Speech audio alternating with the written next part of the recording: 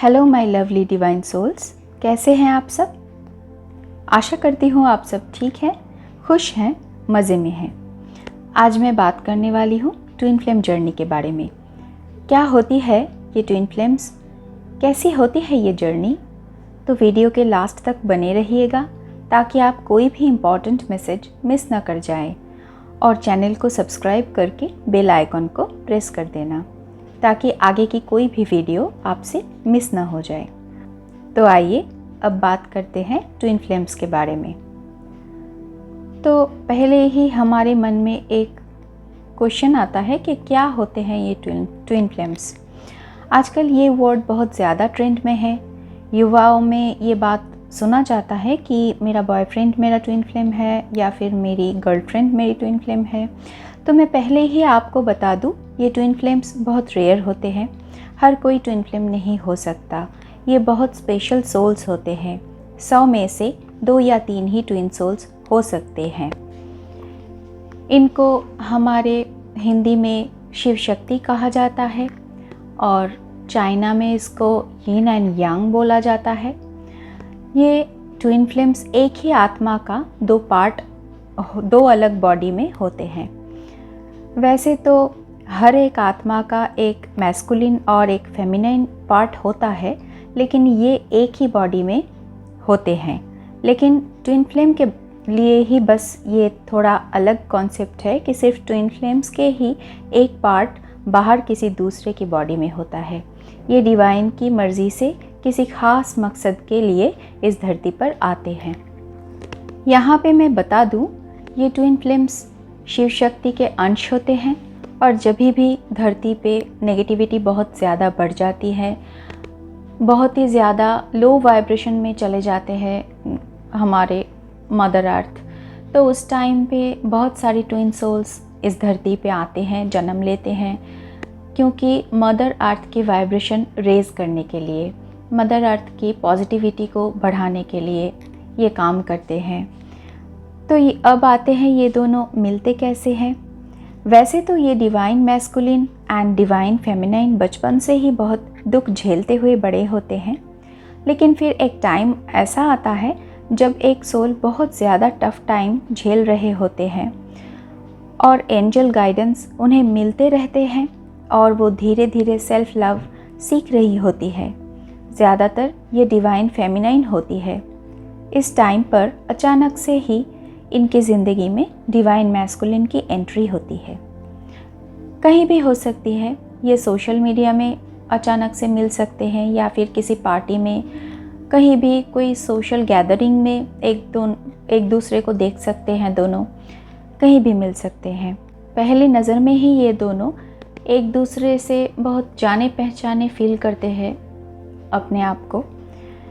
ऐसा फील होता है कि मानो बेरंग सी ज़िंदगी में रंग भर गया हो। दोनों को ऐसा लगता है हम तो एक दूसरे को सदियों से जानते हैं। भले ही दोनों पहली बार मिले हो, लेकिन सोल तो सोल को पहचान ही लेते हैं। गज़ब का अट्रैक्शन होते हैं इस कनेक्शन में। बातें ख़त्म ही नहीं होती और आपको आपका काउंटर पार्ट ऐसा मिलता है जैसा आपने कब से अपने मन में सोच के रखा था, लेकिन आज तक वो आपको नहीं मिले जो आज मिला है। सारी बातें शेयर करना चाहेंगे दोनों एक दूसरे से।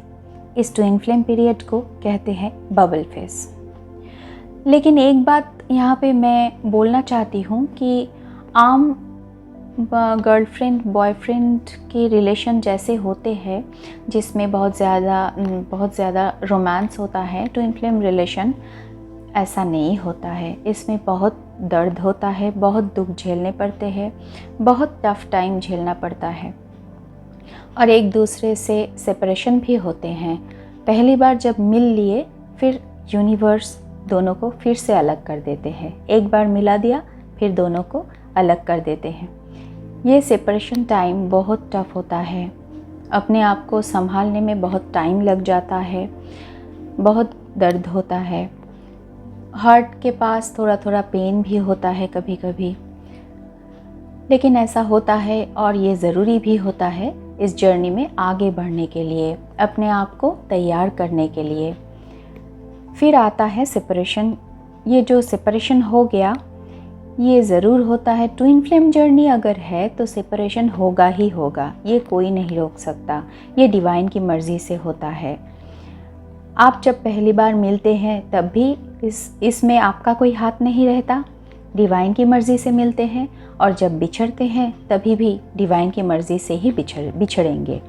आप कितना भी सर पीट लो, आप उनको रोक नहीं सकते अपनी ज़िंदगी में, वो जाएंगे ही। इस तरह से सेपरेशन पीरियड चलता है लंबा, किसी किसी के लिए 2 साल, किसी किसी के लिए 5 साल, 10 साल ऐसा भी लगता है। लेकिन अगर आप ट्विन फ्लेम है तो एक ना एक दिन आप मिलेंगे ज़रूर। ये सेपरेशन पीरियड ज़रूर ख़त्म होते हैं और रियूनियन भी होता है। इस सेपरेशन के दौरान ही DMDF डिवाइन की तरफ मुड़ते हैं। जब उन्हें अपना सच्चा प्यार मिलके भी बिछड़ जाता है और कितना भी कोशिश करके वो अपने पास उनको रोक नहीं पाते हैं, तब वो डिवाइन की तरफ मुड़ते हैं और उसी टाइम पे शुरू होता है उनका इनर वर्क। इस तरह से इनर वर्क करते करते वो दोनों आगे बढ़ते जाते हैं जर्नी में। पहले डिवाइन फेमिनाइन बढ़ती है और उसके पीछे पीछे मैस्कुलिन भी बढ़ता रहता है। इस टाइम पीरियड में बहुत दर्द होता है, बहुत पेन होती है। डिवाइन मैस्कुलिन रन कर जाते हैं क्योंकि वो लॉजिक माइंड से डील करता है, इसलिए डिवाइन फेमिनाइन को और इस कनेक्शन की इंटेंसिटी को वो समझ नहीं पाते हैं। यूनिवर्स का रूल है कि डिवाइन फेमिनाइन की अवेकनिंग पहले ही की जाती है, इसलिए DF को पता होती है इस कनेक्शन के बारे में। वो किसी भी तरह इस रिश्ते को बचाना चाहती है। वो DM को चेज़ करती है, लेकिन DM इस कनेक्शन को नॉर्मल 3D के बॉयफ्रेंड गर्लफ्रेंड कनेक्शन समझते हैं, इसलिए किसी दूसरे के पास चले जाते हैं। लेकिन किसी के भी पास जाए उनको वो सेटिस्फेक्शन नहीं मिल पाती है जो उनको डिवाइन फेमिनाइन से मिलती है। फिर DF चेज़ करना बंद कर देती है और अपना इनर वर्क करने लगती है, तब जाके उनकी इनर DMDF बैलेंस होती है और फिर DM की अवेकनिंग शुरू होती है। इस दौरान कोई भी एक दूसरे को भूलने की कितनी भी कोशिश कर ले, डिवाइन दोनों को भूलने नहीं देते हैं, क्योंकि ये एक डिवाइन कनेक्शन है। जब भी आप भूलने की कोशिश करेंगे किसी न किसी तरह से उनका नाम, उस रिलेटेड कोई सॉन्ग या फिर कुछ भी, किसी भी तरह से यूनिवर्स, डिवाइन, एंजल्स आपको उनको भूलने नहीं देंगे। दोनों को किसी न किसी तरह से एक दूसरे की याद दिलाते रहते हैं। रियल ट्विन फ्लेम्स कनेक्शन में सेपरेशन पीरियड में DF को हार्ट चक्रा में थोड़ा थोड़ा पेन फील होता है और जब दोनों पूरी तरह से बैलेंस हो जाते हैं तब होता है रियूनियन। तो डियर, ये रियूनियन जब होता है तो इसका अलग अलग पर्पस होता है और सबके लिए पर्पस सेम नहीं होता है। ये सोल पर्पस, जो भी अपना सोल पर्पस जैसा भी लिखा के आया है इस धरती पे, उन्हें वही करना पड़ेगा और वैसा ही सोल पर्पस निभाना पड़ेगा। तो ये सबकी जर्नी अलग होते हैं, डिपेंडेंट होते हैं अलग अलग तरह से। तो इस तरह से रियूनियन के बाद कोई अपना दोनों मिलके अपना सोल पर्पस करते हैं, लोगों का हेल्प करते हैं, मदर अर्थ की वाइब्रेशन रेज करने में लग जाते हैं, इस तरह से अपना अपना काम शुरू कर देते हैं। तो ये छोटा सा एक ट्विन फ्लेम जर्नी के बारे में छोटा सा एक कॉन्सेप्ट मैंने आज आप लोगों के सामने रखा है। शायद मैं आशा करती हूँ कि आप लोगों को ये वीडियो अच्छा लगेगा, ये इन्फॉर्मेशन अच्छा लगेगा।